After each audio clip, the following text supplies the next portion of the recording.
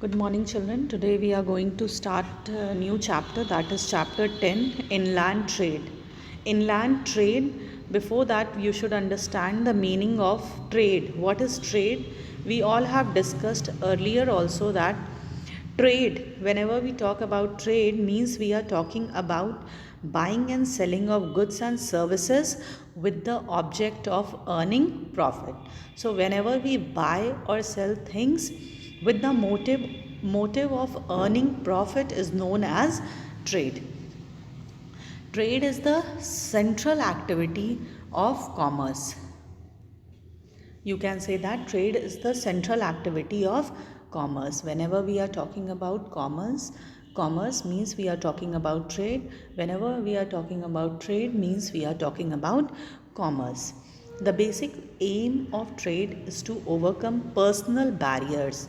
Trade help us to remove all the barriers. If, for example, if we want anything, if there is no facility of trade, then we will not be able to buy things or we will not be able to sell things in the market. Therefore, the definition of trade implies that buying and selling of goods for earning profit is known as trade.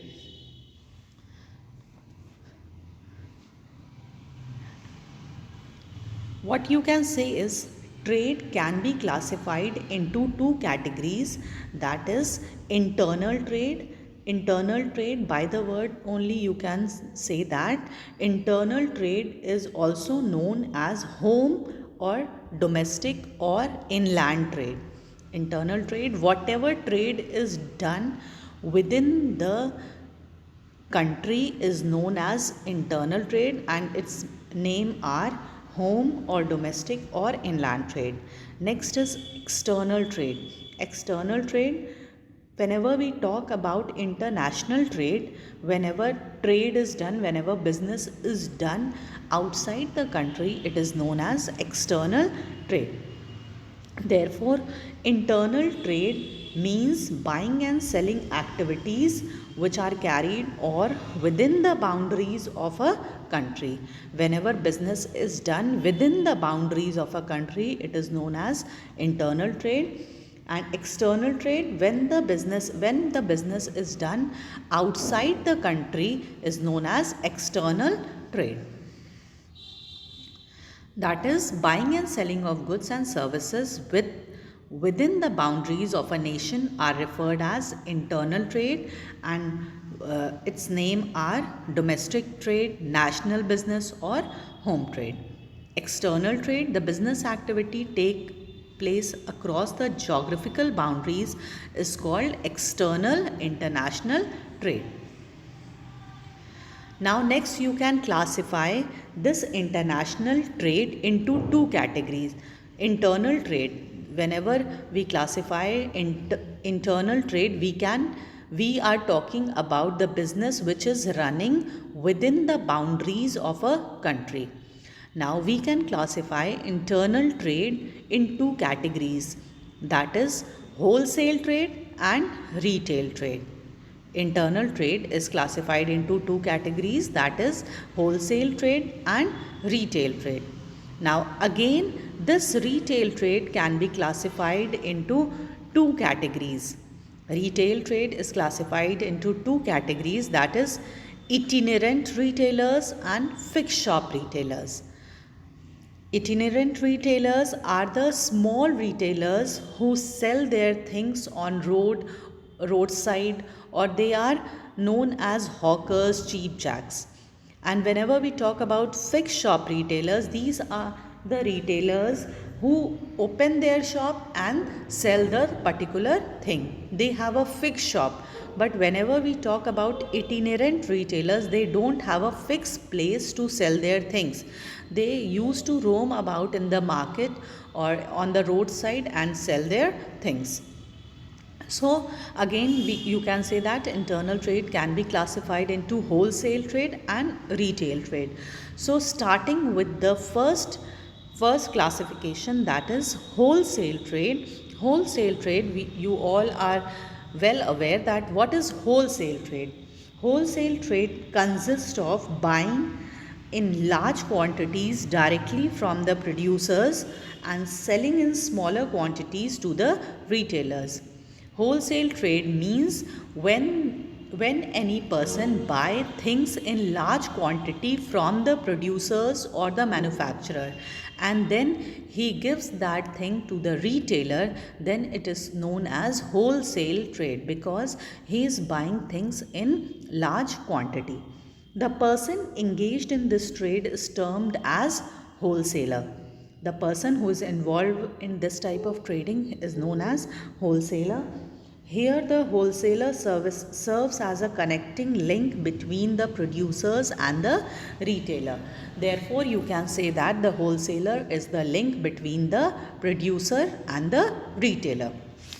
Now, there are some functions, or you can say in your book also it is given the why there is a necessity of a wholesaler. In your book it is written, some points are there, that is buying and assembling. Because of the wholesaler, things are bought in large quantities and are assembled in large quantities at some place. So the retailers have the facility to take things from the wholesaler and sell in the market. So first point, that is buying and selling. Next one is warehousing. Warehousing means that we have studied also in aids to trade. Their warehouse is the place where the shopkeepers or the wholesaler keep the things in a large quantities. So the wholesaler keep the thing in the warehouse, and from there only they give the things to the retailer. Next is distribution of goods. Because of the wholesaler, things are distributed properly to the retailer.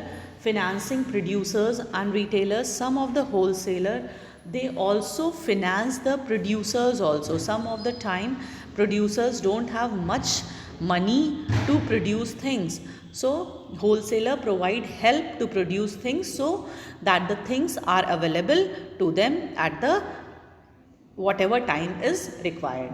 Transportation of goods also wholesaler provide. Then grading and packaging is also done by the wholesaler, or you can say because of the wholesaler, grading and packaging is done. Risk bearing, wholesaler is also known as the risk bearer, as they purchase things in a large quantity. Market survey, the wholesaler, you can say that they survey the market, they see the market condition, that what thing is required, so they tell it to the manufacturer, and accordingly the manufacturer manufacture the things. Price fixation, because of the market survey also you can say that wholesaler fix the price of anything. Providing information to the producers. Wholesaler provide information to the producers also.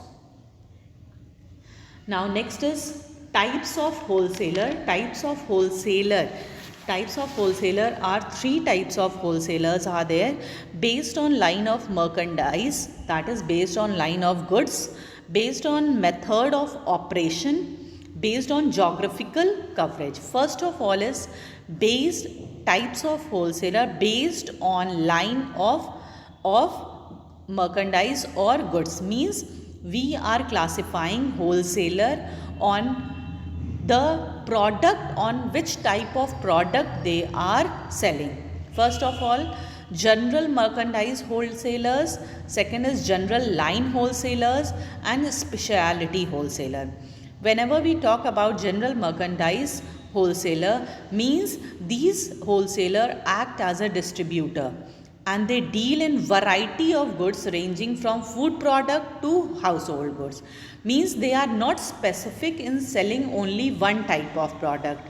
They provide many types of product, including food products, household products. Many products are sold by them. Next is when we talk about general line wholesaler, means these type of wholesaler deal in only one type of goods only. General merchandise means they can sell any type of goods. When we talk about general line wholesaler, means They are not specialized in only selling one type of goods.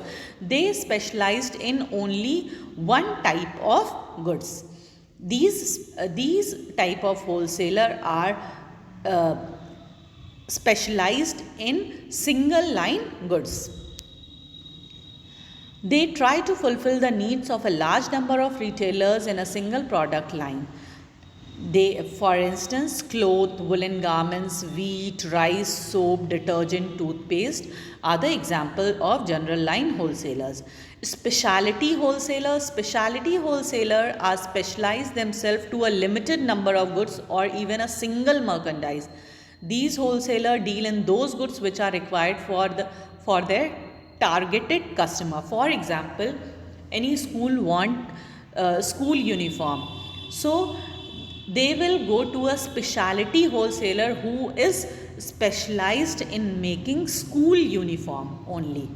Now we will not go to a general line wholesaler because they are selling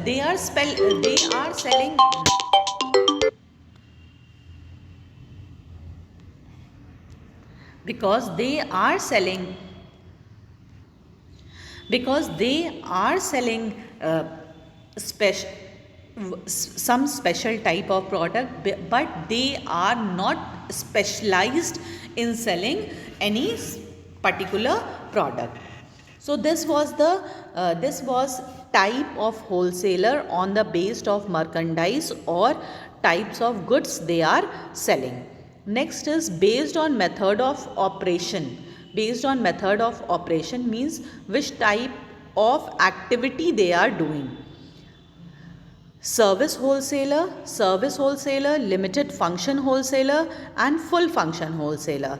Service wholesaler, these wholesaler render many services both to their producers and their retailer. They generally perform this by carrying out many marketing functions. They don't have a specific marketing function. They are good in many type of functions. Then next one is limited function wholesaler. This type of wholesalers are specialized in only limited number of marketing function, that is like for example packing or financing or grading. Next one is full function wholesaler. These wholesaler perform the entire range of wholesaler. For example, everything they will do, everything means which is required by the retailer, means they will buy the thing, assemble the thing, store the thing, then after that they will keep it keep it in the warehouse, then they will transport it, and then they will provide selling also. So this type of wholesalers are called full function wholesaler. Next is based on geographical coverage. Based on geographical coverage means based on the area which the wholesaler are covering. First of all is local wholesaler. Local wholesaler, if any wholesaler is selling thing in the particular city or town, then that type of wholesaler is known as local wholesaler. Next is district wholesaler. When the wholesaler is selling its thing in the particular district located near him, then that type of wholesaler is known as district wholesaler. National wholesaler, these type of wholesaler operate on a national scale, and they are specialized in product having a national market because they are selling thing in nation. Next is international wholesaler. International wholesaler, when the wholesaler is selling things out the country, then that type of wholesaler is known as international wholesaler. This was the types of wholesaler based on the product which they are producing, based on method of operation, what type of activity they are doing, then based on geographical coverage means how much area they are covering, we can classify wholesaler. Next is services rendered by wholesaler. Services rendered by wholesaler, again we can classify that in three categories, because the wholesaler provides services to the producers, to the retailers and to the society. So starting with the first one, that is Wholesaler services to the producers. How they give service to the producers? Because producers are known as the economies of a large scale, and the wholesaler, what do? They purchase goods from the producers in large quantities and then they give it to the retailer. That is why they are known as the capital formation, because the wholesaler are also contributing the capital in the economy. Next is working as a middleman, because wholesaler is the link between the producer and the retailer. That is why they are known as the middleman. Next is establishing prices of good. They establish or they fix the price also, because they have a good knowledge of market. They know the taste of market, what is demanded in the market. That is why they fix the price also. Guarantee of sale of goods for producers. Producers are producing things, they guarantee the producers, the wholesaler guarantee the producers that things will be taken by them. Next is warehousing. The wholesalers also provide warehousing or storage facility also. Next is, because of the wholesaler, marketing is properly done in the market, because if the producer himself is producing thing also and selling things in the market, it will be very difficult. Therefore the wholesaler give a market to bring things from the producers to give it to the retailers. Next is wholesaler service to the society. That is benefit of storage, because for the retailers, the wholesaler store the things. Benefit of specialization, the retailer will go to the specific the retailer will go to the specific wholesaler and buy things in whatever quantity they want. Knowledge of new product, the retailer will always come to know about the new product which is launched in the market. Transport facility, some of the wholesaler also provide transport facility to their retailers. Credit facility is also given by the wholesaler to the retailer. Sometimes the retailer is not in the condition to give money to the wholesaler, so some of the wholesaler give credit facility also. Advertising and window dressing also, some of the wholesaler, because of the advertisement, they make a small block in the retailer's shop and they advertise their product. Facility of grading and packaging also, some of the wholesalers, because when the retailers want, they do the grading of the product and they pack them in a very good or attractive manner. Controlling price of the goods, they control the price also. Risk minimization, convenience buying, and they give advice to the retailers.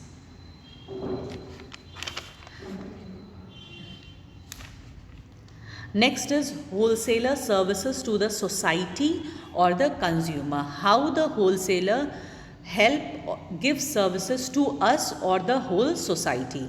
They give a variety of goods to choice among them. Therefore, we can say that the wholesaler is the instrumental in providing goods in accordance with the taste, fashion, demand and preference of consumer. Next is, because of the wholesaler only we are able to get the product at accurate time, because the wholesaler take things in bulk quantity from the manufacturer. That is why there is always a uniformity in supply of goods. Next is stability of price. The wholesaler will always take things in the bulk quantity. That is why they cannot increase price anytime. Therefore, there will always be a stability in price for some time period. Next is providing information to consumer through advertisements. The wholesaler also advertise things to the retailer, and through the retailer we are able to know about the new product which is launched in the market. Next is market research, because the wholesaler take a market service, market survey also. Therefore, we are able to get whatever we demand, we are able to get from the retailer through the wholesaler. This was about wholesaler services to the society. In the next lecture, we will study about retail trade. Thank you.